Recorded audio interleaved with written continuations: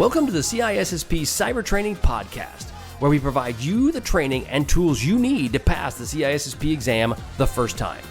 Hi, my name is Shon Gerber, and I'm your host for this action-packed, informative podcast. Join me each week as I provide the information you need to pass the CISSP exam and grow your cybersecurity knowledge. All right, let's get started. Hey, it's Shon Gerber again with CISSP Cyber Training Podcast, and we are going to be talking the extreme CISSP exam questions. Awesome! So if you like to hear exam questions, you are going to love this. So one of the questions we're going to get into is we talked about in our podcast on Monday was around the security models. So as we're talking security models, well, today is going to be the security model question program of the day.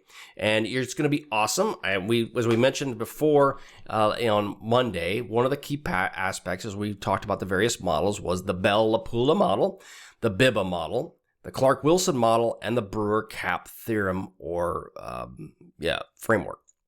And we also talked about the David Clark, not the boy band, but David Clark, the folks that are actually having the piece of this. Well, no, it's David Clark is the two guys. It was David and Clark. Yeah, I think that's what it was. I don't know. But anyway, we'll move on. No, the Clark Wilson. Yes, both names were David. It was David Clark and David Wilson. So it's not David Clark. It's Clark Wilson. Sorry.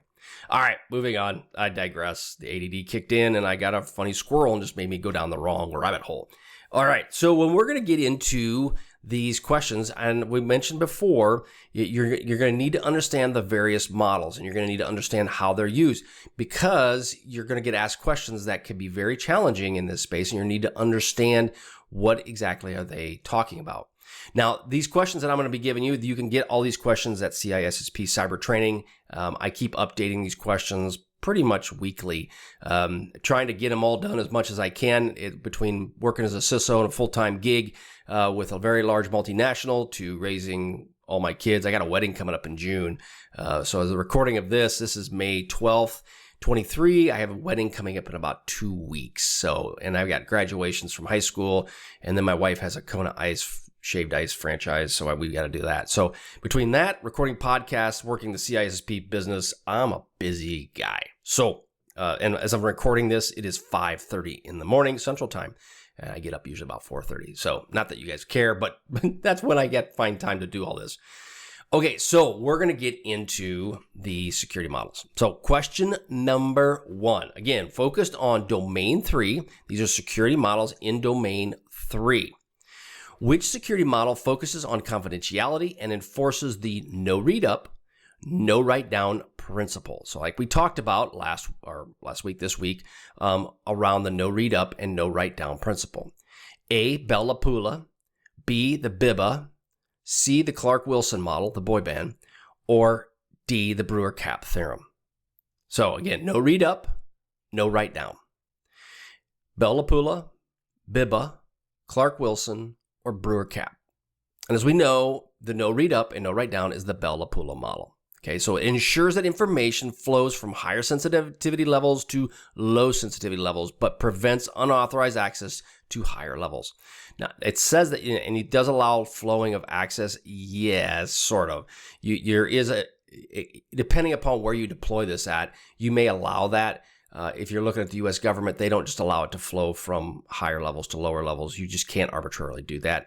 You have to follow a process by which you make that happen. But it's much easier to flow the data down than it is to flow the data up. Okay, now we're going to go on the next question. This security model that defines well-formed transactions-based controls and separation of duties to maintain data integrity. We talked about this on Monday. So again, well-formed transaction-based controls and separation of duties to maintain data integrity is A, the Bell-LaPadula model, B, the Biba model, C, the Clark-Wilson model, the boy band, or B, the Brewer-Cap theorem. Okay, so as we think about that, separation of duties and transactional-based controls is the Clark-Wilson model. That would be C. It focuses on data integrity in a commercial environment and ensures integrity through the use of well-formed transactional-based controls and the separation of duties. Okay, one way you control it you can see on this would be digital signatures, certification authorities, and access controls. So those are various aspects you might see with the Clark-Wilson model. Okay, so we've kind of covered some of those. All right, let's go here. We talked about, let's go to a couple other questions, sorry. All right, this is one that we didn't mention in the podcast because if I did, it would go on forever. So which security model emphasizes the concept of confinement to prevent information leakage? Okay, so we didn't talk about this in the podcast, but you get it today here on the questions. Which security model emphasizes the concept of confinement? A, the Bell-LaPadula model, B, the Biba model, C, the Clark-Wilson boy band model, or D, the non-interference model? That's a new one, right? And I just kind of emphasized that. Which security model emphasizes the concept of confinement to prevent information leakage? It is D, the non-interference model. Now, this model focuses on preventing information leakage by confining the actions and information flow of subjects within their respective security levels. Okay, so it basically is allowing it won't allow the data outside of whatever security level that you have set up, right? It's where higher security levels do not interfere or affect actions and information on subjects lower than the security levels. So that you run into the situation where you have the Bell-LaPadula, where you're dealing with top secret. You may also have the non-interference model in place because you know what? I don't want the streams crossing. Tell me the movie. Do you guys know the movie? Don't Let the Streams Cross, Ray? Oh, okay. So that shows how old I am. That's the Ghostbusters. Okay. Which security model is associated with the concept of separation of duties to enforce data integrity? Okay, we kind of talked about that one. That was already the Clark-Wilson model. So I'm scrolling through some of my other questions here that I have that can give you some more insight.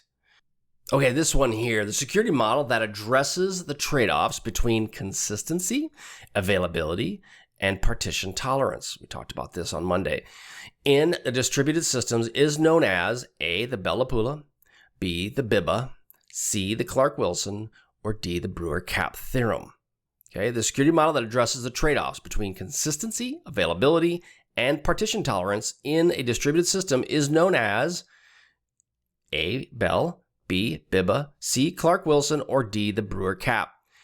It is D. The Brewer-Capp theorem or Brewer-Nash model focuses on trade-offs in distributed systems. Remember distributed systems and the presence of network partitions. You must choose between consistency, availability, and partition. Or again, as you saw up in the question, well, you guys didn't see it because you probably are listening to this, but consistency, availability, and the partition tolerance, those are factors. If you see cap, you'll not automatically know it's the beer. It's the Brewer-Nash model.